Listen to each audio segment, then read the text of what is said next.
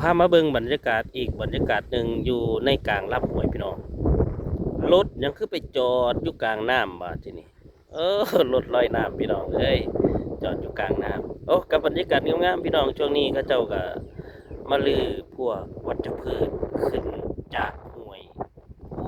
รถแมคโครตัวหนึงจอดอยู่พุ่น3 ตัวพี่น้องรถแมคโครพูดตัวหนึงจอดอยู่พุ่นเดี๋ยวผมก็เอาไปเบิ่งโอ้ลมแห้งเลยพี่น้องเห็นไปโอ้ยอย่าใส่ละรถนั่นละจอดอยู่หันละพี่น้องเอ้ยรถเราหันละอะ